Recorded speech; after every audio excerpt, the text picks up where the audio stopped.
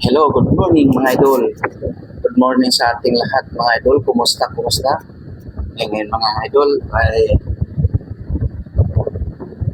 ang ating duty na naman tayo. Nag-base tayo ngayon mga idol at duty natin. Duty ko ngayon. Nakahanda na ako ng uniform. Nagsuot na ako ng uniform mga idol. Ready to duty naman. For to this video mga idol, bago ang lahat mga idol, welcome to YouTube channel, Jerry Bandilan. Ayan. Paki-like mga idol, paki-like at paki-subscribe at paki-follow na rin mga idol, paki-pindot na rin sa notification bell para ma-share sa ating YouTube ang ating mga video na ina-upload. Kumusta kayo lahat dyan mga idol? Happy Trekings, January na 2026. Yan. Kumusta ang ating mga kababayan?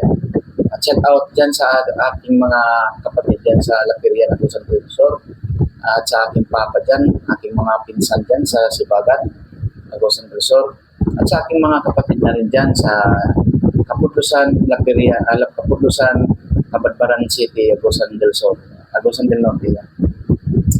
Kumusta tayo dyan at lahat ng mga charity vlogger dyan sa Daet, Rizal Morales Vlog, at Dodong Royal Matubang na nandun sa Malalag, Davao. Ngayon, yan. Ingat-ingat kayo sa inyong paglakad, pag-alis, at yung mga idolo yan na nakatulong sa kapwa na nangangailangan. Ako naman mga idol, ang akin lang kinukumpin bilang maliliit pa na vlogger, creator.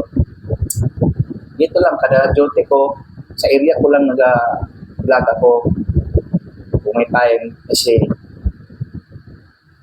alam mo na yung mga idol security. Dito lang talaga ako sa pwesto ko kasi maliit pa ang aking subscribers, mga 761 yan ang aking subscribers, 700 plus ang aking views. Kulang pa tayo mga idol na kaalaman sa mga pagbablog, kaya kung mayroon akong mga gamit o na tayo sa ating YouTube channel na makakapagtulong na rin tayo sa ating kapwa ng mga kabataan kung sa mga kids basada na ating mapakain natin kasi yan ang ating gawain sa mga creator at sa mga YouTuber channel ay magka-charity rin ako tulad sa mga aking mga inodolo, yan, mga kalingap sila Ram at saka si Sir Val Matubang, lahat mga pugong biyahero, Daddy D, Daddy Frankie, yan mga charity vlogger, yan mga idol, yan mga aking mga inodolo.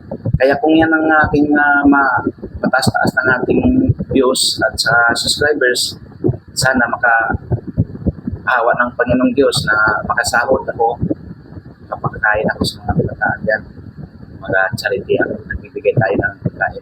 Kasi yan lang ang natin uunahin pag maliit na sahod natin. Na mamatayos na tayo sa ating channel. Sana Lord na Panginoon na mamatayos na ako sa YouTube channel ko at sa ating activities, Jerry Bandilan, makatulong. Tsaga lang mga idol sa ating paggawa ng video. Kahit paikot-ikot lang sa perimeter area, nag-video ako para may upload ako sa YouTube. Yan mga area ko dito sa mall. Yan yung aking ina-upload para may pang-upload tayo. Pero kung mataas-taas ng aking views sa subscribers sa ating channel, pwede siguro ako pumunta ako sa umuwi ako sa bahay, umuwi ako dyan, tapos naglalakad ako, nagbablog. Kung pupunta na sa ibang lugar, doon na magbablog para pag may pagpagtulong tayo. Siyempre, kukuha tayo sa ating channel pag tayo, monetize na tayo, katulong rin ako sa kapwa. Siyempre, ganyan talagang trabaho ng mga vlogger katulong at lalo-lalo na sa ating pamilya na bilang ako, lalo na ako bilang single father, may 3 anak ako, may napakain at magkano lang yung sahod sa security, minimum lang. Yan, minimum. Tapos, kailangan may sideline din tayo. Tulad sa kapag-vlog, ito lang alam ko na mga sideline.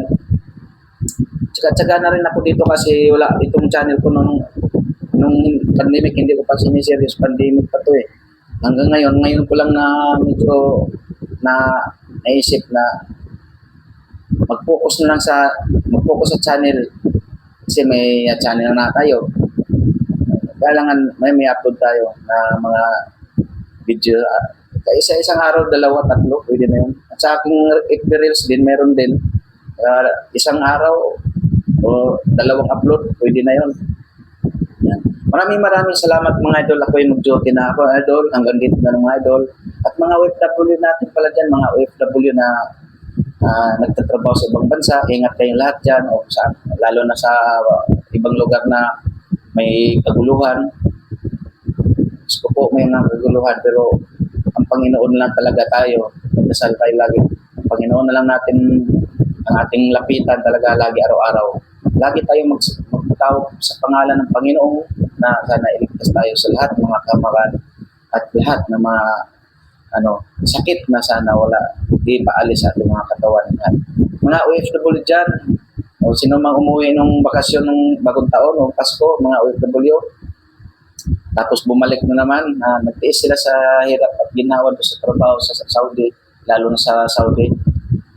Delikado ang buhay, mga ating mga kababayan diyan, mga OFW. Ingat kayo dyan mga kababayan natin dyan sa ibang bansa, mga OFW lahat, kung saan man kayo dako sa ibang lugar. Ingat kayo lahat dyan. Thank you. Salamat, thank you. Supportahan niyo aking mga idol, aking channel. Paki-like, paki-subscribe mga idol. Maraming salamat sa aking mga viewers at ang aking mga subscribers. Maraming salamat sa inyo. Yan. Shout out pala kay Lori. Idol, Lori, shout out sa iyo diyan. At kay Dina, yung partner. Shout out dyan. Ingat. God bless.